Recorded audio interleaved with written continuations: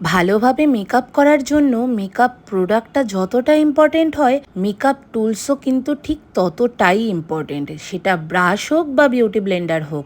ব্রাশের ব্রিসেলস যদি ভালো কোয়ালিটির হয় তাহলে মেকআপ ব্লেন্ডও কিন্তু খুব ভালোভাবে হয়ে যায়, কোনো প্রেশার ছাড়াই। সাথে বিউটি ব্লেন্ডারটাও কিন্তু খুব ভালো কোয়ালিটির রাখতে হবে। কম দামি বিউটি ব্লেন্ডার প্রচুর পরিমাণে কিন্তু ফাউন্ডেশন বা মেকআপ প্রোডাক্ট শুষে নেয়। আই মেকআপের ব্যাপারেও কিন্তু সেম, যত ভালো কোয়ালিটির ব্রাশ হবে আই মেকআপের ব্লেন্ডিং ঠিক ততটাই ভালো হবে। তাই তোমাদের বলবো যে মেকআপ প্রোডাক্টের পিছনে যেমন ইনভেস্ট করছো, তেমন কিন্তু টুলসের পিছনেও ইনভেস্ট করাটা ভীষণ ইম্পর্টেন্ট। সেটা ভালো ব্রাশ হোক বা ভালো বিউটি ব্লেন্ডার হোক। কোথায় কোন ব্রাশ ইউজ করতে হয়, কখন বিউটি ব্লেন্ডার ইউজ করতে হয়, এই সমস্ত কিছুই থাকছে কিন্তু আমাদের 3 মাসের বেসিক টু অ্যাডভান্স মেকআপ কোর্সে। তোমরা যদি জয়েন করতে চাও তাহলে স্ক্রিনে দেওয়া নাম্বারে কন্ট্যাক্ট করতে পারো, ডিটেলস পেয়ে যাবে।